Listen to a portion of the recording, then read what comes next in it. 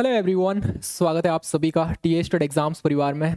तो भाई जो भी साथी हैं जिन्होंने अपना रिजल्ट देख लिया है, और सब लोग पहले तो अपने मार्क्स बता दीजिए एक बार कमेंट सेक्शन में, आपके कितने कितने मार्क्स बन रहे हैं। और यहाँ पर मैं एक कह सकता हूँ एक छोटा सा इशू डिस्कस करने वाला हूँ जो आप लोगों के मन में बना हुआ है आपकी पोस्ट प्रेफरेंस को लेकर। बहुत से ऐसे साथी हैं जो मैसेज कर रहे हैं जब से आपका रिजल्ट आया है तब से कि भैया हमने केवीएस को फर्स्ट प्रायोरिटी पर रखा था, यानी फर्स्ट प्रेफरेंस उसको दिया था, एनवीएस को सेकंड प्रायोरिटी पर रखा था, लेकिन हमारा एनवीएस में हो गया जबकि केवीएस में नहीं हुआ है। आपको मैं दिखाता हूँ यहाँ पर इस तरीके से, ये कह सकते हैं ये कैंडिडेट का आप देखोगे यहाँ पर फॉर्म फिल किया था और इन्होंने क्या काम किया है, इन्होंने केवीएस को फर्स्ट प्रेफरेंस दिया है, सेकंड पे आपका एनवीएस को दिया है।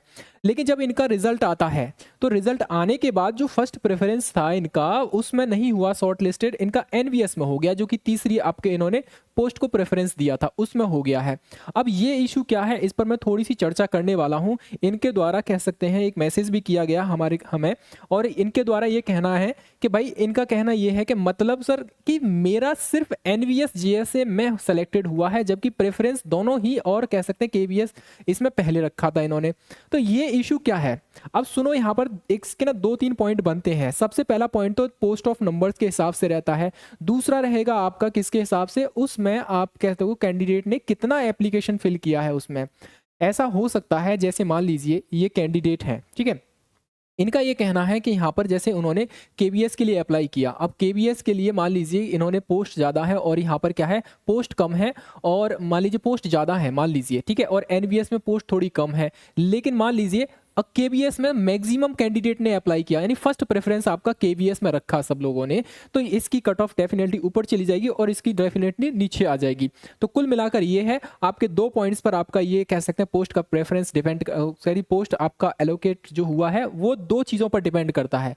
सबसे पहली चीज़ तो यही रहेगी कि भैया आपकी पोस्ट कितनी थी। मान लीजिए एनवीएस में ज़्यादा कम थी और केवीएस में ज़्यादा थी, तो आपको पहले कहा जाएगा, पहले उसमें केवीएस में मिलना चाहिए आपका पोस्ट प्रेफरेंस, क्योंकि आपने पहले केवीएस में आपने पोस्ट प्रेफरेंस चुना है और दूसरी चीज़ केवीएस में सबसे ज़्यादा पोस्ट थी, इस तरीके से तो आपको केवीएस मिलना चाहिए। लेकिन ऐसा भी हो सकता है कि भैया उस केवीएस में ही सबसे ज़्यादा कैंडिडेट ने आपका फर्स्ट प्रेफरेंस रख दिया हो, तो डेफिनेटली उसकी कट ऑफ ऊपर चली जाएगी और आपके जो कह सकते हैं मार्क्स जितने होंगे तो उसके अकॉर्डिंग आपको यहाँ पर मिलेगा। अब इसका एक पॉइंट और मैं बता देता हूँ आपको यहाँ पर।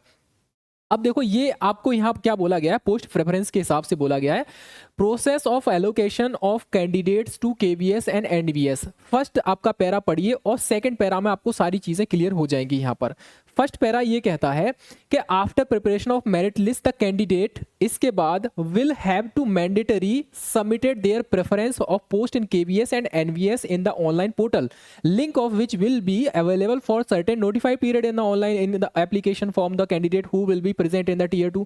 यानी कि टीयर 2 में आप प्रेजेंट होने के लिए आपको जब आपने फॉर्म फिल किया होगा तो आपको यहाँ पर पोस्ट का प्रेफरेंस देना होगा।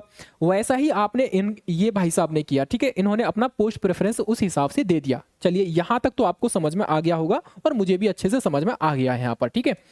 अब यहाँ पर क्या बोला है, सेकंड लाइन में आप देखोगे, सेकंड पैरा आप देखिए, the allotment of the post and department, यानी केवीएस एनवीएस में यह जो आपका पोस्ट का अलॉटमेंट होगा will be done as per the merit and the choice indicated by the candidates. यानी कि सबसे ज्यादा चॉइस किस पोस्ट के लिए कैंडिडेट ने अप्लाई किया है, यानी एनवीएस के लिए किया है, केवीएस के लिए किया है, तो उसके अकॉर्डिंग होगा। और इसके अलावा candidate will be allotted only one post as per the his or her choice filled by the link according to the merit.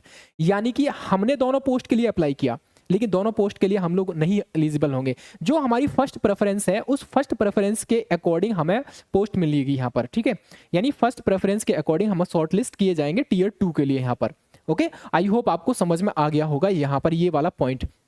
इसके अलावा irrespective of the facts that candidate has appeared in tier 2 and interview skill test और more then one post, ठीक है, तो याद रखना यहाँ पर एक से अधिक पोस्ट के लिए आप जो है यहाँ पर नेक्स्ट स्टेज के लिए टीयर 2 के क्वालिफाई नहीं करेंगे। यहाँ पर सिर्फ जो आपकी पोस्ट प्रेफरेंस होगा और जो आपके मार्क्स और बन रहे होंगे उसके अकॉर्डिंग जो कट ऑफ बन रही होगी उसके अकॉर्डिंग आपको पोस्ट यहाँ पर दी गई है, आपके अकॉर्डिंग यहाँ पर पोस्ट नहीं दी गई है। ये चीज़ याद रखना। अगर आपको आपकी मनपसंद की पोस्ट चाहिए होती तो उसको एक कट ऑफ से ज़्यादा मार्क्स लेकर आने होते थे। बेशक चाहे आपका केवीएस में वैकेंसी ज़्यादा है, एनवीएस में कम है, लेकिन जो प्रेफरेंस दी गई है कैंडिडेट्स के द्वारा सबसे ज़्यादा आपका केवीएस में दी गई है, तो उसकी डेफिनेटली कट ऑफ ऊपर जाएगी। फिर आप सेकंड, मान लीजिए आपके मार्क्स उतने नहीं है कट ऑफ लायक, तो आपको एनवीएस पोस्ट मिल जाएगी। तो ये इशू यहाँ पर आ रहा है आप लोगों के लिए। अब आपको समझ में आ गया होगा यहाँ पर टीयर 2 में आपने चाहे देखो टीयर 1 में आपने एग्जाम दिया, एनवीएस और केवीएस का जेएसए का मान लीजिए एक जैसा ही पेपर हुआ, ठीक है, एक ही पेपर हुआ आपका, ठीक है, इसके अकॉर्डिंग आपने दोनों के लिए अप्लाई किया।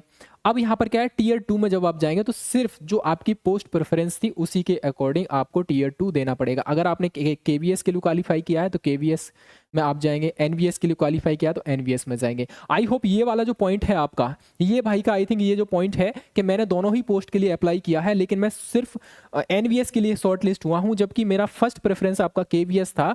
तो यहाँ पर अब आपको समझ में आ गया होगा, इनका मतलब कह सकते हैं इस पैराग्राफ के अंदर सारी चीज़ें मेंशन की गई हैं यहाँ पर, ठीक है। आई होप ये सारी चीज़ें एकदम क्लियर होंगी। अगर किसी का कोई भी डाउट बचता है तो कमेंट सेक्शन के माध्यम से लिखिए। क्या आपके मन में भी ये डाउट था कि मैंने एनवीएस या केवीएस को अप्लाई किया था, जो आपका फर्स्ट प्रेफरेंस था वो फर्स्ट प्रेफरेंस मुझे नहीं मिली, दूसरा प्रेफरेंस मिला है, मुझे शॉर्ट लिस्ट किया गया हूँ दूसरी पोस्ट के लिए, यानी केवीएस के लिए अप्लाई किया था, एनवीएस मुझे मिल गया है, ठीक है। तो आप भी मुझे बताइए कमेंट सेक्शन के माध्यम से। अगर नहीं समझ में आया है तो फिर से बताइए, मैं आपको फिर से समझाने का प्रयास करूंगा, ठीक है। Thank you very much. Channel पर पहली बार आए तो सब्सक्राइब जरूर कर लेना। Okay, tata bye bye.